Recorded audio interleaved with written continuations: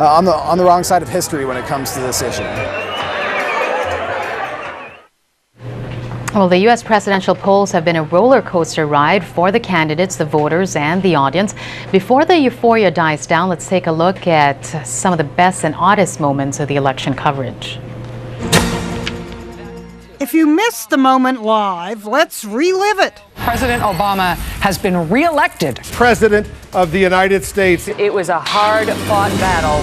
The Colbert Report is ready to project that CNN has projected, that Animal Planet has predicted that the winner of the 2012 presidential election is Barack Obama. Talk about a thoughtful pundit. After painting a bleak picture of President Obama's second term, Fox commentator Dr. Charles Krauthammer joked, So as a psychiatrist, I will offer to write prescriptions for anybody who needs them right now. but Obama supporters were ecstatic. CNN even cut away to some in Kenya. Speaking of which, what would election night be without a Donald Trump angle? After Mitt Romney's loss, Trump tweeted, "This election is a total sham and travesty. We should have a revolution in this country," which prompted NBC's Brian Williams to launch this zinger. Donald Trump, who has driven well past the last exit to relevance. The exit for Mitt Romney was Ohio, but after Fox News called Ohio for Obama, the network's own best-known commentator objected. We got to be careful about calling things. That's awkward. Once Karl Rove questioned the call by Fox's decision desk, Megyn Kelly walked back there. He's in, whoa, careful. Live camera in tow. Keep coming. Here we go. We're actually quite comfortable with the call in Ohio. But the anchor who got the most flack was ABC's Diane Sawyer. Can we have our music? Because this is another big one here. Viewers thought her delivery was strange. "I'll have what Diane Sawyer is having," tweeted singer Josh Groban. President Barack Obama has won Minnesota. Someone else tweeted, "And Diane Sawyer declares tonight's winner is Chardonnay." Officially, ABC wouldn't comment, but staffers suggest Diane was just exhausted from hurricane coverage and debate prep. And what's an anchor supposed to do when she gets a call of nature while she's in the middle of calling states? I came back from the bathroom and said that Colorado was still too close to call. Nobody told me while I was in the bathroom Colorado went for President Obama. Thanks, you guys. I really appreciate it. One thing networks don't project are bathroom breaks. Ginny Mo, CNN. Good news for Mitt Romney. He has won tonight, and we can announce this right now. Most of the Confederacy. New York.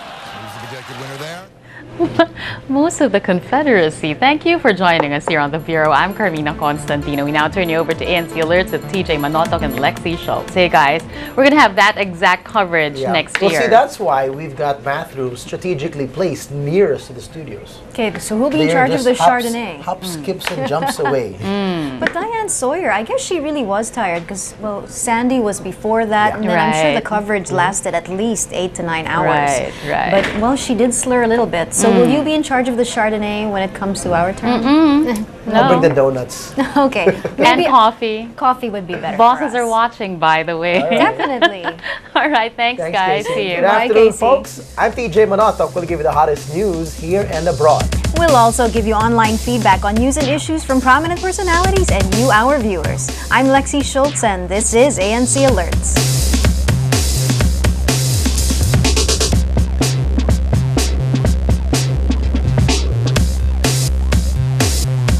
A Texas court orders Apple to pay $368 million for patent infringement.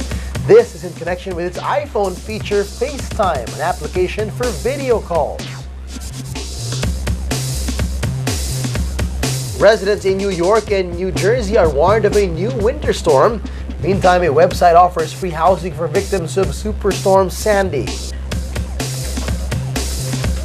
And the man accused of making the anti-Islam film that sparked violent protests in the Middle East gets a 1-year jail term for violating his parole.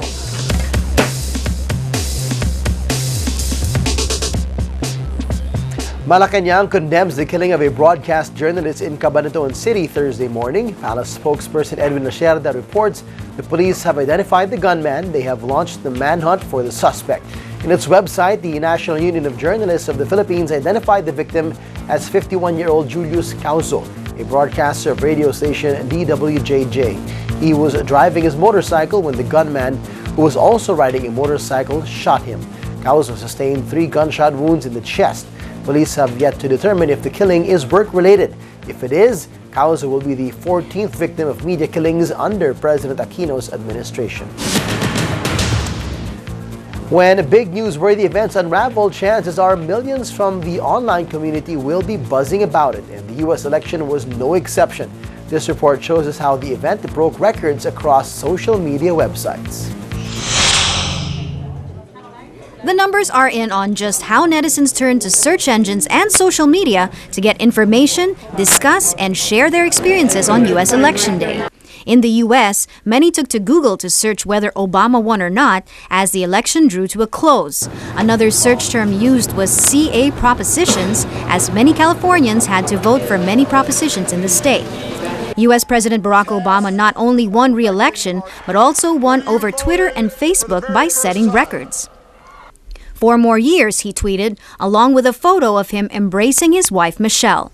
This was retweeted more than 750,000 times, and more than 260,000 people clicked the favorite button. It easily beat the previous record for most popular tweet, which was posted by Justin Bieber in September. It was the same case in Facebook, where over 3.8 million users liked Obama's picture, making it the item with the most likes ever. It also set the record for having most likes on a Facebook post in just 24 hours. Facebook says there were about 71.7 million election-related mentions across Facebook posts and comments in the U.S., but it seems non-U.S. based users talked about the election day more, with about 88.7 million mentions globally. During his victory speech, search interest in Obama peaked when the crowd chanted 4 more years and when he publicly professed his love for his wife. Meanwhile, Instagram says their U.S.-based users tagged more than 100,000 photos with the hashtag #IVoted, while 150,000 of them tagged their photos with the hashtag #Election2012. Instagram also says the number of photos uploaded on Instagram surged to 2.1 times per second after most U.S. networks projected a re-election win for Obama. These figures come nearly 24 hours after Twitter released its own data, saying over 31 million tweets were sent on Election Day alone. Still reeling from Superstorm Sandy, residents in low-lying areas in New York and New Jersey are ordered to move out because of a winter storm. Authorities said the storm could flood homes again and trigger power outages. All construction work in New York was also suspended, and drivers were also advised to stay off the road. Called the Nor'easter, forecasters said that the storm would bring moderate coastal floodings and storm surges of about 3 feet. Is not as dangerous as Sandy was. New Yorkers should still take safety precautions today and tonight. It's real serious out here. We came all the way from Paterson, New Jersey, to get this work done. The buildings is flooded out here. It's crazy out here, but we got to get it done.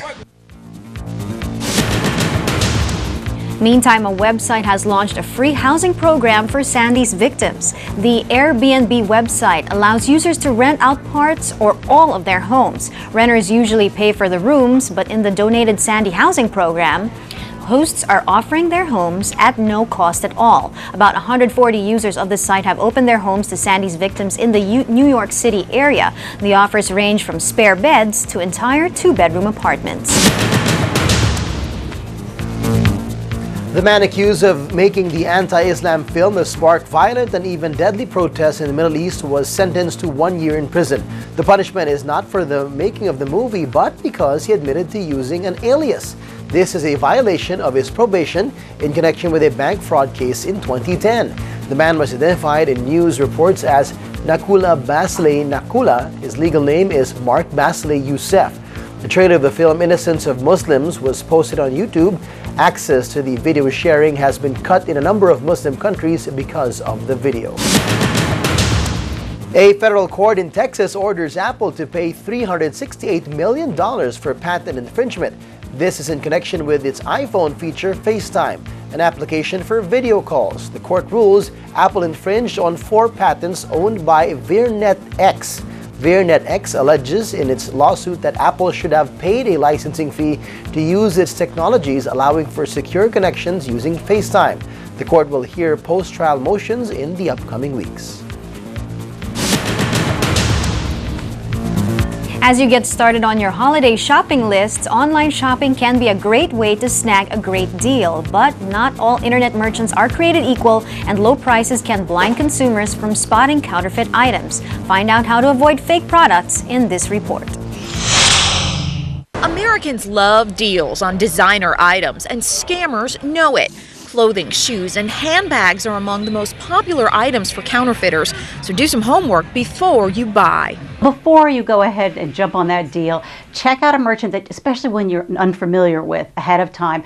Go online, put in the merchant's name in a search engine and words like ripoff and complaint, and see what other people that have dealt with them are saying. Look for security features like a seal or a sticker a real manufacturer will add that's hard to reproduce. Some major labels will offer advice on avoiding counterfeits on their company websites. Beware of low prices simply too good to be true, and use a credit card for purchases, which can offer greater protection than a debit card in the event of fraud. If you do get duped, don't try to resell the merchandise. Even if you tell somebody this isn't a real whatever handbag, but it's still a great bag, you're still liable. If you could really get in trouble, you could get prosecuted. So don't resell it. Demand your money back regardless of the return policy, and loop in your local or state consumer protection agency. And up next, find out how you can help public schools improve its services and facilities. And we'll talk to the people behind the website, checkmyschool.org. When we return, this is ANC Alerts.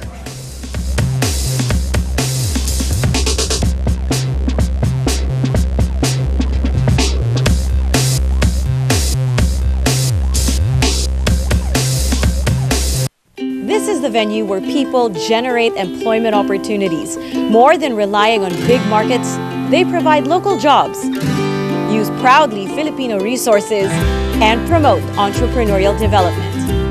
To become your own boss, to make your own opportunities, and to create your own bright future, I'm Ria Tanwatco Trillo.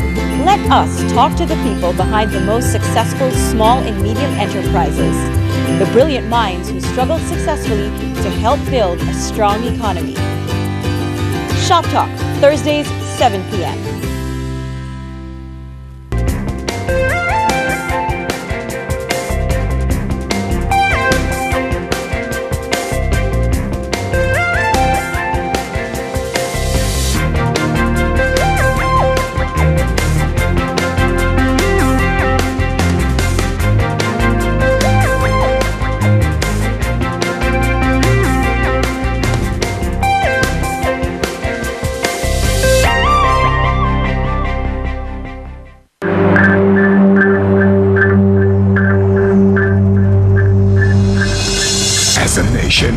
We will once again face a decision that can change the course of our country. Each of us has a responsibility to prepare before making this big decision. Scrutinize all the candidates, know the voting process, patrol the coming elections. Powered by ABS-CBN, we bring you the Comelec app for Halalan 2013. You can download the app for free on your smartphones. Every Filipino counts because it takes a nation to build a nation.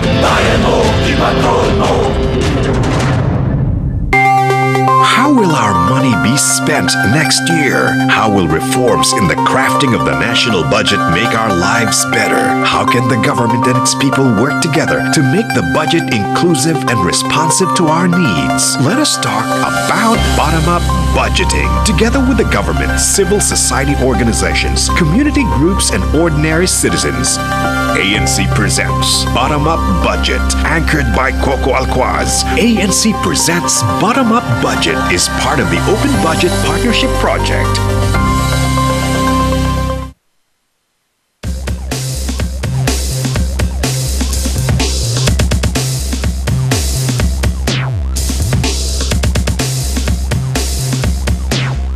7 public schools in Iloilo are expected to undergo much-needed repairs of their school facilities thanks to Checkmyschool.org. Checkmyschool is a website that provides information about the condition, services, and facilities in public schools, as well as on how the government and the private sector can address them. A partnership between the Department of Education and the Ateneo School of Government, Checkmyschool.org allows the public to use gathered information to fill up resource gaps or provide input on how to better improve the delivery of education services. Checkmyschool.org has already reached 14 areas across the country. And joining us here in the studio to tell us more about Checkmyschool.org, our website researcher Aldrich Telebrico and project coordinator Dondon Parafina. Don, Aldrich, thanks for joining us. Good afternoon. Good afternoon. Good afternoon. Well, tell us about how you conceptualize Checkmyschool.org. I mean, I can imagine that respective schools would have their concern, community members, parents, teachers, and they'd try to band together and do things to try to fix issues. But putting it online, would you say is a big step, a big leap into getting things done faster and easier? Well, first, it was the idea, just as you said it. We want information online so that people could see the real situation in the schools. And I'm referring to situation of input services, like textbooks, comfort rooms, seats, computers, budgets. But eventually, we realized, what will people do with information? Right, okay. So when they get that information, what did you expect them to do with it? I mean, of course, it's there. So let's say school X in Barangay Z has only this much, and they lack this much chairs, they lack this much books, they don't have a toilet. What did you want people to get out of that information? Well, what we want for the people is actually to move together and act collectively to help address those issues. I mean, the issues that were identified at the school level. I mean, if the issues will not be put into good use, I mean, information has no value in it. So, what we want is actually for community members and to help to engage the government, to engage other community members, to engage other education stakeholders who can help address those issues that they themselves have identified within their school. That's right. Well, I was looking through your brochures and your marketing materials, and you basically divide it to 3 major aspects: access to information, sending feedback, and then resolving issues. So first of all, information. You mentioned the basic stuff, the amount of books they have, the chairs they have, the teachers they have, and the teachers they have as well. And did you try to really focus on what kind of pertinent information that you would give out on the site as to what would be relevant to people who would be visiting the site? We conducted a consultation with the different stakeholders, the teachers, the students, including the students, and the administrators, and the teachers. Did I mention teachers already? And parents. And parents. And these are the list of information that they identified. They said these are the ones important to them, and so we tried to extract this information from the Department of Education itself. And when you say send feedback, I mean, what kind of feedback did you expect, and what kind of feedback are you getting right now on the site? The kind of feedback that we receive, I mean, it comes in through text messages, through videos, through photographs. On our end, we make sure that those information are verified and to be true. And we encourage people really to send the feedback through our social media, through our website, through text messages. At the end of each month, we consolidate the feedback that we gather from those media and send them to the Department of Education offices corresponding offices of DepEd for proper action. All right. Well, I can imagine the old way would be, let's say there's a lack of chairs or a lack of this and that, and then the principal would report to the regional director or superintendent and say we lack this. It's like this, DJ. Okay, how does it work? They will report from the school, they will report to districts, if it's elementary school, and then it will go up to the division, and then probably to the region before it reaches the national office. And then it will go back the same layers of bureaucracy. And unfortunately, I can imagine there will be times that even if that report is brought all the way up, all those layers, na ang sagot is, sorry, there's no budget, right? That's the sad part. It happens, right? Yes, it happens. Okay, so but what this would address is, for one, I can imagine it expedites the process, for one. And and beyond that, it involves more people than the usual. I mean, it involves the community. Yes. So kung kulang man sa libro, kulang man sa upuan, maybe somebody could volunteer. Ako, karpintero ko, yung anak ko taga dito, I'll help you build chairs. But our priority, because it's a social accountability program, is to first demand from the government. First, kung kaya nila. Whatever help they can extend. Okay. But if if there's really no chance that the government can provide it for some reason, then we try to identify help from other sectors, whether it is NGO or private sector. At least this process makes it transparent. Yes. From what they have, what they need, and kung mabigay man o hindi ng gobyerno. Yes, and the most important thing that I've been seeing with the engagement of our partners is actually the importance of really people knowing their rights, knowing that they deserve this. They deserve good services. They can settle for mediocre stuff, and if the first layer is actually government accountability. So the government will do its share, but there are other education stakeholders who are willing to help, and all of us went to school, and if we can get the right people to at least help, or those who have expressed their interest to help their school, their own schools, I mean, it's a good thing. All right, and this is not just for the schools in the province. This is nationwide. Any school under the public school system is under this, basically. That's the beauty of the internet. Anyone who can access internet can actually send feedback about the schools and the conditions of their facilities. All right. Well, beyond the feedback, beyond information, of course, your goal is to resolve issues. You don't just want to make it transparent and it's known and that's it. You want to take a proactive step, obviously. So we mentioned a bit in our teaser that the Iloilo is having something done now, thanks to something that was reported on your website. Tell us a story about the Iloilo project. Well, as Aldrich mentioned, we consolidate different feedback. So there are feedback that came from different schools in Iloilo. So this was September, no? So September, we consolidated them, and then just as our protocol requires, we submitted them to DepEd and then to division offices. And in a matter of, I think, less than a week or around 2 days. Wow, we got response from this unit in the Department of Education called the Physical Facilities Schools Engineering Division. And they said that, we look into your report, and they found out that there is budget for the repairs of some of the schools that were identified. And some of the repairs that are needed would be prioritized in their next budgeting process. So that was good news to us, and that was also definitely good news. And that was in a matter of days. Yes. And traditionally, that would take how long if it went to the regular process? Probably a month. 1 year. At least a month, or even a year? One of our area coordinators shared that it took them a year. A year just to get a response. Wow. And that's how it works. That's the system. I mean, there's not much you can do with it, so that's the best you can do. All right. And the Department of Education is a very big bureaucry. Exactly, I can imagine. And there are so many things to be done. Precisely. I mean, from their part, we can expect that.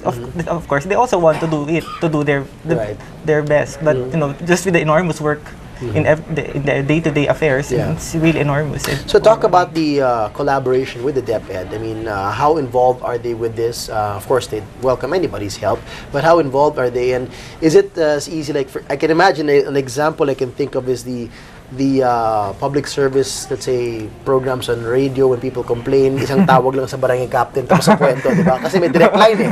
Ganun din ba kayo? Parang may direct line ba kayo sa DepEd na, boss, ito yung problema natin, can we resolve this faster? Well, our way of doing this is we enter into a memorandum of agreement with the department so that we can define, what we want, what we are asking from them, and what their commitments will be, and what our, responsibilities will be as well.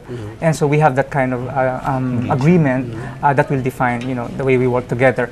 And so when we request for information, they will immediately give it. And when we want, some response to some reports like what we have discussed a while ago, we can also rely on them to respond to them. So that kind of interface is possible because of that agreement. All right. Well, very well said. Very well done so far. And how long this has been around? This is our second year. Second year. All right. And growing and growing and growing. And hopefully, with your help. Yes, we're helping as well. And I guess you want to invite the viewers out there, whether or not they have children in the public schools, it is their area. Am I right in this, that they should care about their communities and help the public schools in their communities as well? Yes. So we have a website. It's www.checkmyschool.org, and we also have our Facebook page. It's facebook.com/checkmyschool. We're also present in Twitter and YouTube. So it's for for Twitter, it's online CMS, and for YouTube, it's Checkmyschool. All right. Well, every single form of communication is there. Yeah. But yung SMS, alam ko meron Yes, kayo, yes. but it's on the website. So thank you so much, Don, Aldrich. Thank you. All the best, and continue to do the great work. Thank you very much. Thank you. We'll have more news when we return. Stick around. This is ANC Alerts.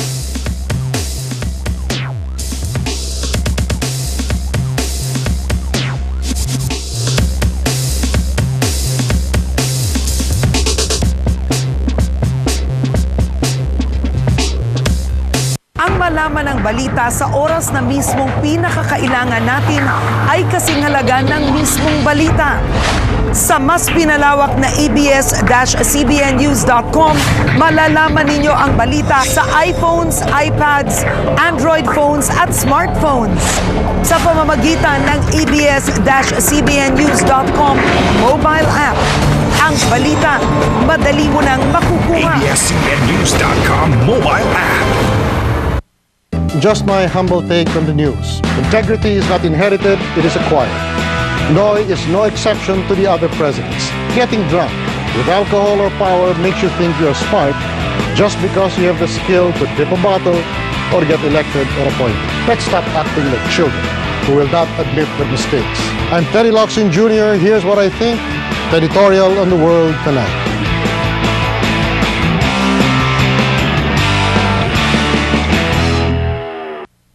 What is the best way to prepare for my retirement? Should I buy insurance or should I invest in stocks and bonds? I've not been successful in sticking with my budget. Am I hopeless?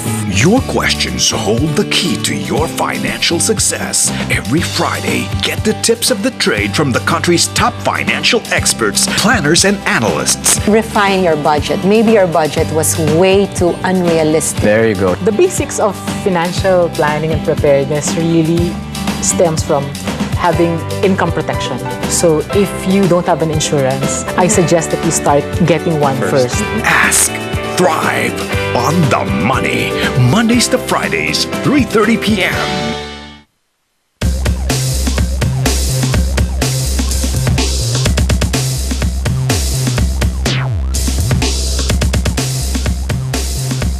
Welcome back to ANC Alerts. The company behind humor sites Fail Blog and The Daily What is now the star of a new reality show.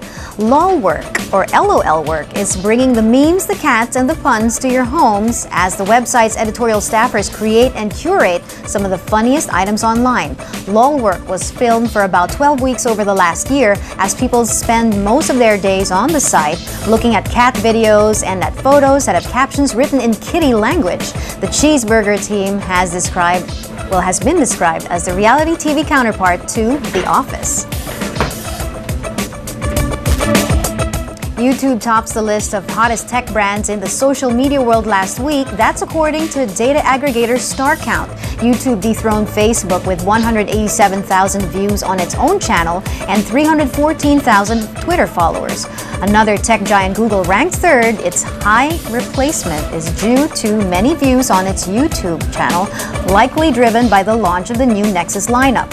Yahoo also had a good week, gaining 3 positions thanks to almost 230,000 new Facebook fans.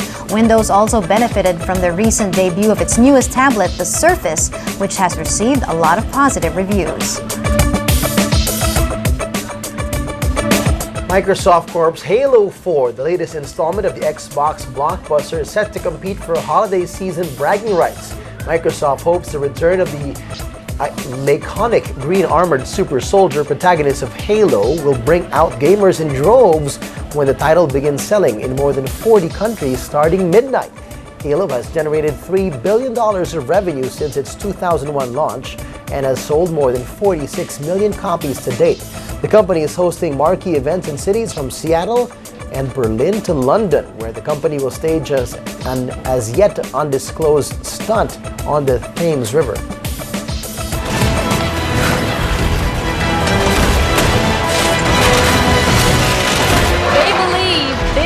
The home of one of their gods. If those freaks want to meet God, it's ours. Surely the geeks are salivating. All right, a parody of the English-Irish boy band The Wanted's Glad You Came The Warp Zone guys in the video expressed their appreciation for the Halo 4 release. Check out the dance party in this clip. Start the party now. We're low on rounds with